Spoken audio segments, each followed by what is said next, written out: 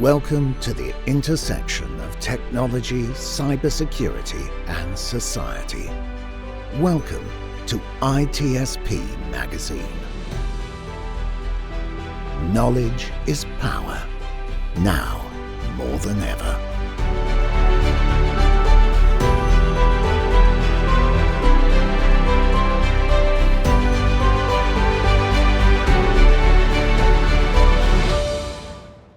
Welcome to Lockdown with Kayla and Taylor.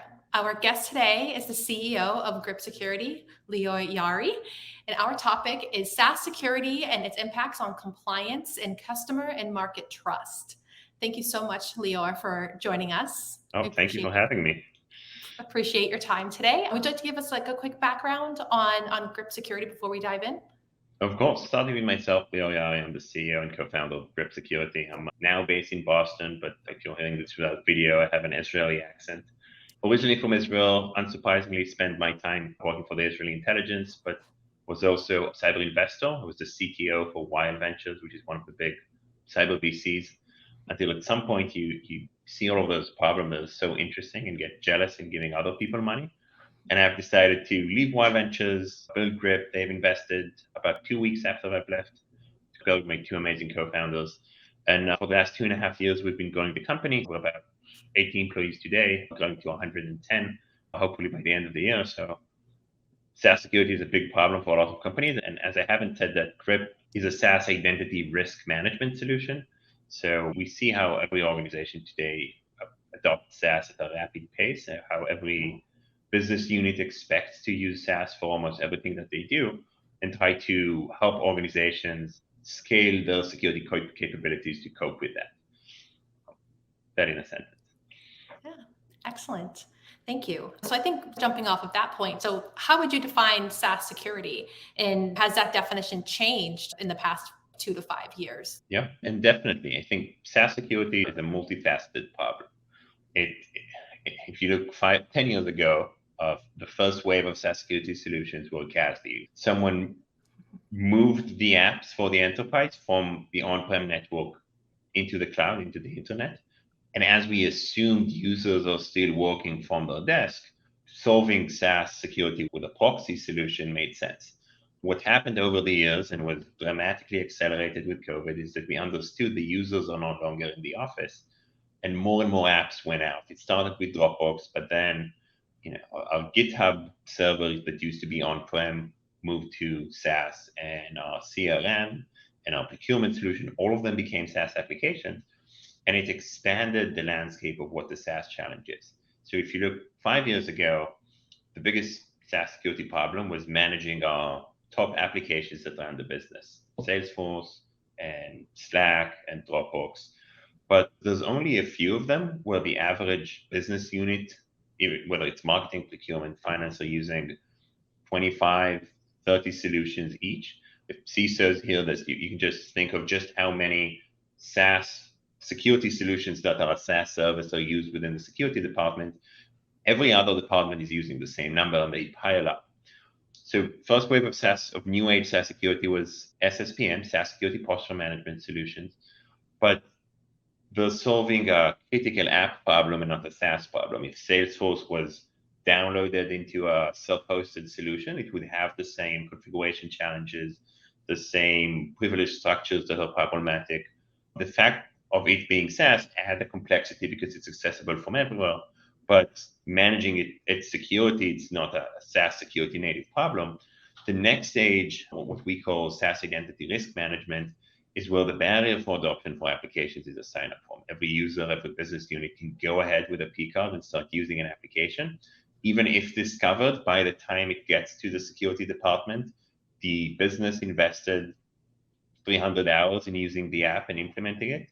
So that close to signing a contract when you need to give approval, and it becomes very hard to say no.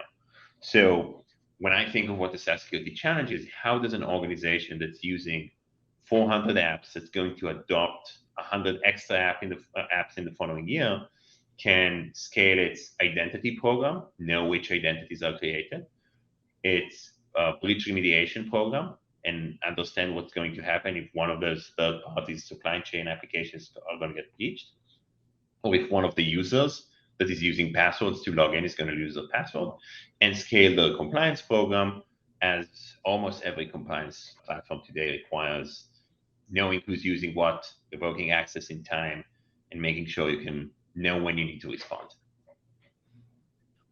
Yeah, it's fascinating, Lior, that you say that, because it's one of those things that the average user, they just go through their day to day, right? And they click, they authorize with email, or maybe they've already configured for SSO, and they just click into the app, and they never realize the amount of times that they leverage their user account, whether it's email or whether it's a user ID, to authenticate to all of these web-based apps or SaaS apps. And talking about that, you really start to get to fundamentals of IT and security.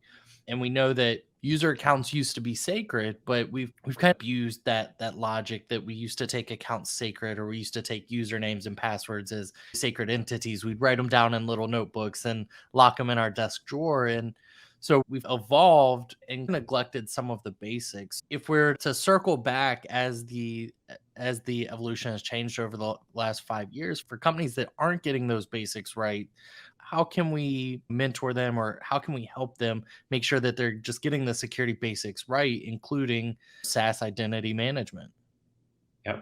So I think one thing that's important to understand is that SaaS is not going away. I don't think there's anyone who think that's going to happen, even if they're going to force everyone to stop using the browser, delete Google Chrome from their laptops. It's employees today expect to be using SaaS applications. It's part of their business conditions.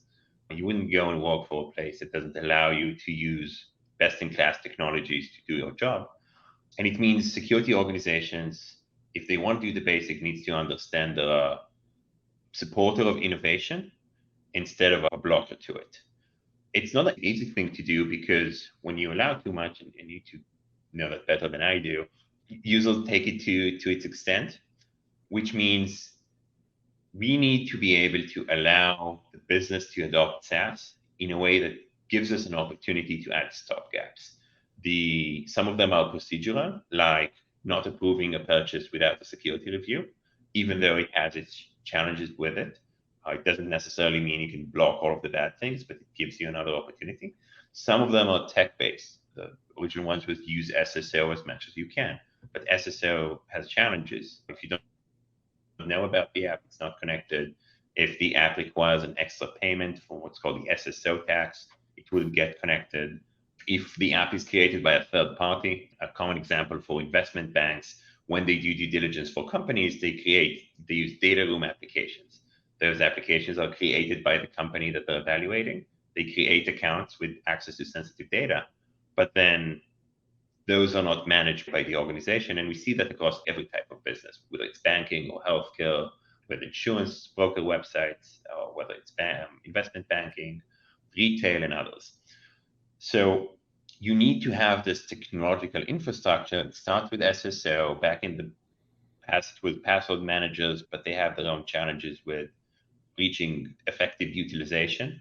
And this new age of solutions, which Grip is the leader of and a part of, that allows you to see what applications are used from day one. So the moment someone signs up, know that they're using an application, and then manage its life cycle as it goes within the organization.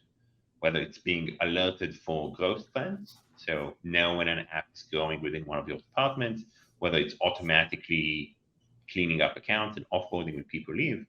And I have always a lot to talk about when it comes to breach remediation, because we've seen fascinating stuff that I'm very proud we were able to help with. Yeah, to me, this all sounds like governance to me. And it's not governance. Don't laugh at me, Taylor. It's all about governance. And I think that, to me at least, it sounds like the core of SaaS security is really identity governance and administration. Is that the most challenging aspect of SaaS security, in your opinion, or do you think it's a combination of different things?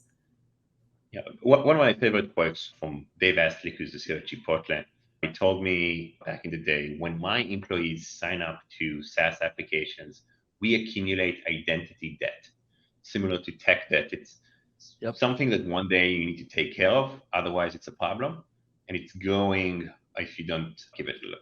as employees sign up to SaaS applications, the organization accumulates identity debt. It manifests in risk within your privacy posture and your ability to do something and know if bad things are about to happen. But I definitely see SaaS as an identity problem. Tying that with the new Gartner trend of the identity fabric or the cybersecurity mesh architecture, they say in a world of access from anywhere and data everywhere, identity and context have become the ultimate control surface. So even if you block a SaaS app on the network, the users can still take their phone and log in. Even if they leave the organization, they can use a private laptop to log in. Identity is really the new gateway for access to sensitive resources of the organization.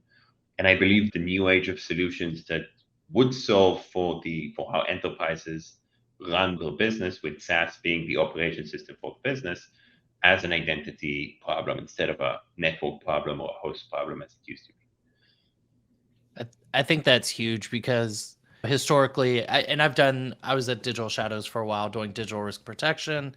And I used to talk to a lot of customers about identity debt or identity management.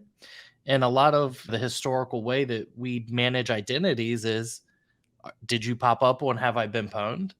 Or did you get an alert that you were a part of a breach record? And then we've always had classifications. There used to be the recommendation, change password every 90 days, never reuse same passwords, things like that. And then those recommendations have obviously changed over time. There's no sense, if your password hasn't been breached, to change it every 90 days anymore. I think, which kind of shocked the industry because we got out of that norm. But I think that what you said is key, is identity and context with data everywhere creates a very scary situation with the amount of, I just know, like me personally, the amount of times that I use my email to authorize apps all of the time, Spotify, things like Notion or schedule management, SaaS applications, like it's always everywhere. It's on my phone, it's on my iPad, it's on my computer. So it is a realization as you contextualized everything over the last few minutes. But as we talk about that, even as security professionals, I think oftentimes we just click it. We know what we're accepting. We tend to say that we know that we understand the risk. But for those that are first starting out, or those that we need to bring back to reality, what are some recommendations or advice that you have to start on the journey of either reducing identity debt or instilling a type of SaaS security profiling that they're paying better attention to? Yeah, thank you for the comment, and I definitely agree. I would just add, in this world of an identity fabric, those identities are connected to each other. So if you're following, like most breaches today, phishing, passwords, and credential stuffing. So your Adidas.com identity, if used with a corporate identity, if this password is leaked, and Adidas as a consumer website is more prone to phishing, as an example, is then used by attackers to try and log in to other applications. This is how Uber was breached in 2016. This is how Chick-fil-A was breached earlier this year. And when a security organization needs to understand the risk surface of what those breaches mean, the risk surface is all of those password-based applications, because they share the same identity, the same email mostly. And once one of those identities is compromised, it could be then used to try and log into different apps. And it becomes awfully challenging to build this list yourself. As many first steps in security, visibility is key. Knowing what people are using helps you both assess the risk and react when something happens. So my biggest recommendation would be use a tool that gives you visibility. They usually do it for free for a POC assessment. So evaluating the risk is a very simple process. Grip, and not only Grip, is a 15-minute setup for a POC. And we're happy that some companies use us to evaluate their environment and not necessarily plan to buy. Then it's our responsibility to show how we're going to show continuous value, even post eye-opening inventory. Yeah, and I think that continuous value brings me to the title of this episode is on customer and market trust. And I think that ties into this continuous value that that you were just discussing. Customers are becoming more sophisticated. The industry, the marketplace is becoming far more intelligent on what security risk actually is. And the concept of the hacker in the black sweatshirt, hooded sweatshirt sitting in a room it's finally seeing its sunset days.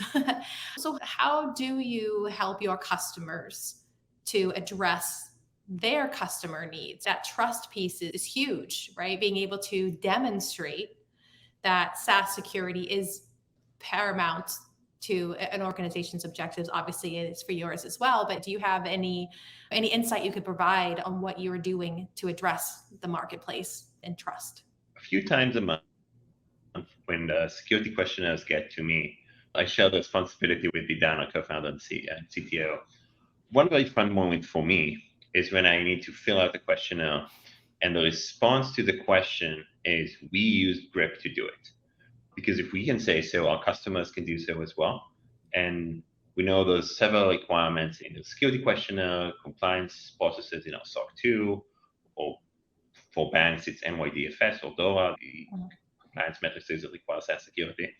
When we can do that and our customers can do that as well, we help them save time, get more customers, and improve the overall security posture. So that's very important for me.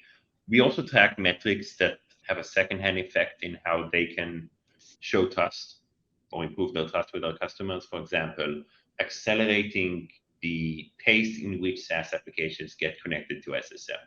It sounds rather cannibalistic because if we focus on the risk of those password-based applications and we eliminate them one by one, maybe the Grip value increases, but we just assume there's going to be more. And we span our capabilities across both IDP identities and user-generated identities or user-led identities. So for us, it's great to see how an organization can triple the number of SSL applications in the first 3-4 months of usage and reduce time to SSL by a half since someone's starting to use the app. Because when you show those metrics to your customers, when they ask you how do you secure identities, how do you enforce MFA, and you show them that not only your core apps, Salesforce and GitHub are connected to MFA, but that you have this built-on process from the first moment a user signs up to an app until the app gets MFA enabled, SSL enabled, they know that they're not seeing a snapshot of what user security posture is right now. They're seeing process that can help them be confident that this snapshot is going to stay the same over time. So that's huge for me. So Lior, my primary career has been in customer success, technical account management. So transparency and building trust are very fundamental to my day-to-day activities. One of the things that you hit on, and when you're filling out these RFPs and these security questionnaires, I used to work for a CISO named Rick Holland at Digital Shadows, who coined the phrase "eat your own barbecue." It's kind of eat your own dog food, but nobody wants to eat dog food. Let's be honest. It's drink your own champagne. That's my line. Come on, I gotta class it up. You're a CISO. I am over in customer success. We don't get champagne. We get sparkling grape juice over here. So one of the things, you being honest back to potential customers during POCs and showing them how you're evaluating your own internal processes, being very transparent that you're very clearly using your own tool, your own processes to answer these questions. I think that's huge because not only does it help build confidence that the tool is working, but it shows that over time, as your company grows and as you develop more robust security operations and explore other areas, I'm sure your company will grow outside of just user generated and IDP initiated types of user activities. But it shows that you guys are continuously investing in yourselves by investing in your product, because it's helping ensure that you're staying secure and you're keeping your users in that balance that you were talking about, where they're able to use best in class technology and they have that rock solid foundation that they're allowed to use SaaS applications, but you have that lifecycle monitoring of also keeping them safe and being able to go to the security team and say, hey, we need to start evaluating some of these products. We're seeing trends on SaaS applications getting breached. What are we doing? So I think that's very big. I'm not sure that there's a lot of companies that can honestly say that they use their own tools in the way that you described. Thank you very much. We're trying to, and I like our tool. It's something I'm very proud of. It's amazing. Yeah, And customer zero. That's because then if you find something that's wrong or a feature that you need, then you know other people might need it as well. So you're addressing two birds with one stone, as they say. Yep. Yeah. yeah, and it brings up one of the last things that Kayla and I had talked about, really wanted to talk with you about is while you're doing that, while you're eating your own barbecue, while you're making sure that customer zero is using the tool, obviously you guys have development, deployment, and process workflow improvement, right? But one of the basics that we talked about is secure engineering, right? And not only as a leader, but as a practitioner, how are you ensuring that you and your teams aren't interrupting flow and delivery, but also adhering to proper secure engineering practices? Yeah. So as a security organization, I think we have an extra responsibility compared to your average SaaS tool to make sure that we're secure. And the impact on trust for us having a breach and for, as an example, Notion having a breach is materially different. I'll say we have the privilege being the people who are and being in Israel that almost all of our engineers are ex security developers. Yeah. It's an advantage that some Israeli companies have, but it's not something we can be based on over time. One, because the product itself becomes more complex to the point where it's not only one engineer's job to look at his own code. And obviously, we do the obvious stuff. We do pen tests and we do SOC 2, but then we're trying to stay very mindful on how we architecture the features that we build so that they would stay secure over time. The one thing we don't do, and definitely intend to, but it's a disadvantage of smaller startups, is that we don't have a fully autonomous security team. We had our first IT security hire when we were about 55 people, but for many companies it takes 3-4 years to get to this size. Yeah. And I'm hoping that as we grow, we'll be able to justify, from a cost perspective, a CISO organization. And it has its own complexities. What it adds benefit to trust. I don't want to hire a CISO into Grip if I cannot give them the budget to buy the right tools, the authority to interact certain processes that made the company successful over time. And to add security, it requires to give something back, and this could be efficiency. So we're definitely going to do that, but startups have an disadvantage compared to bigger companies. The cost of being slower is greater, and security can result in being slower in some aspects. And the cost of every headcount is more significant. So one of the things we do is that we definitely look forward as we're planning the company's growth to how we can add this integral piece into the Executive Suite without needing to then go back and change too many processes. That means we need to build processes that would fit right into a security organization when we get to the right size. Yeah, I think that all makes sense. And as a CISO, obviously, I appreciate where you're coming from. And on the other side of that coin, right, I see the frustrations of CISOs who've been put in those positions. So your mindfulness is appreciated, even though you might not have heard it from others. I appreciate that. Thank you. So I think it's really important, some of the things you said there, but SaaS security is, no matter whether you're at a startup company or a well-established behemoth that's been on-prem, now moving to the cloud, it really has an overall impact on the corporate culture and on security compliance programs that are now shifting how they're evaluating security, because now it is actually mostly all SaaS security, besides the behind-the-scenes stuff with procurement and things and corp IT assets and things like that. I guess as a final thought, what do you think of the state of the security compliance programs where you're talking about a topic that was near and dear to all of us, but as I mentioned, there are legacy companies that have always been on-prem, and typically you see that regulations, security audits, and compliance programs don't necessarily equate to security today. So it's more compliance versus security. Do you have any thoughts on that, on where it's heading? Have you seen a change in your own, as a result of your own work, and how we're able to address those compliance program requirements?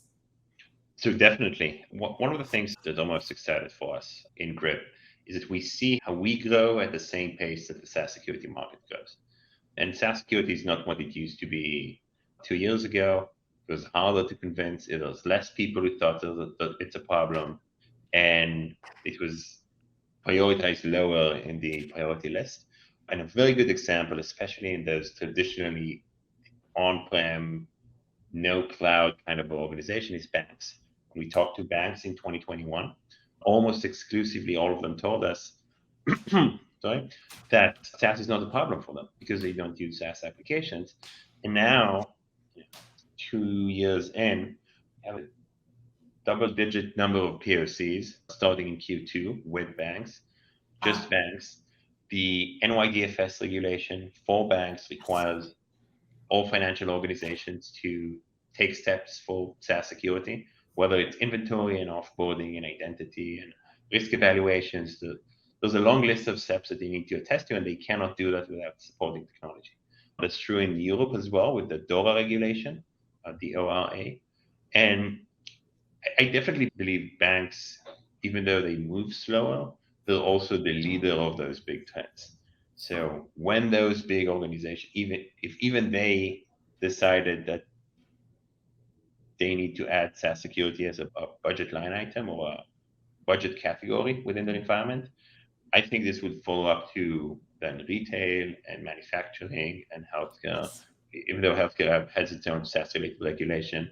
But then tech and SMBs, they should look at banks for best practices. And banks are not as wrong when they think they are less SaaS dependent than the average company. They are. They have a lot of on-prem systems, and everything that's money related is usually on-prem. And still, they need SaaS security. So the average mid-sized company that's almost exclusively SaaS dependent would definitely need to shift its traditional networking budget from firewalls to identity-centric solutions. Yeah, I would agree.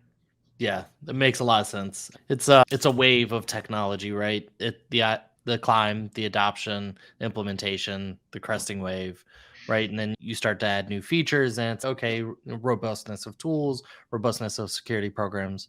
I've definitely had interesting times with financial institutions. They've been some of the most fun and most awkward conversations I've ever had. So I do hearing that you guys are starting to see a wave in the financial industry as well, especially with banks. I've never questioned SaaS's longevity in today's market and the way that we as a society want data now. We want it delivered immediately. We want instant gratification. But seeing the markets shift is huge because now it gives you the ability to instill certain regulations where we've probably ran a little light as an industry over time, and being able to have things like mandatory reporting for breaches, regulations around identity management for certain fields. I think all of those are smart practices, and CISA is always releasing exploits, things like that. So I think that it's the right time to be in security, but it's also very stressful. Yeah, definitely agree. Kayla, I know that we're right at time. Any last thoughts from you? Just, Lior, thank you for joining us today. And I'm glad you're in Boston because I'm here too. And I hope I can see you again sometime soon. Yeah, thank you so much. Hope we'll see you as well. Absolutely. Lior, from me as well. I know it's our first time meeting, but really appreciate your time. I look forward to seeing what Grip does and seeing how you and your teams continue to push the buck of technology. I really appreciate it. Thank you. Really enjoyed that time together today. Thank you very much. Take care. Bye, everyone. We hope you enjoyed this conversation. If you learned something new and this story made you think, then share ITSP Magazine with your friends, family, and colleagues. If you represent a company and wish to associate your brand with our conversations, sponsor one or more of our columns. We hope you will come back for more stories and follow us on our journey. You can always find us at the intersection of technology, cybersecurity, and society.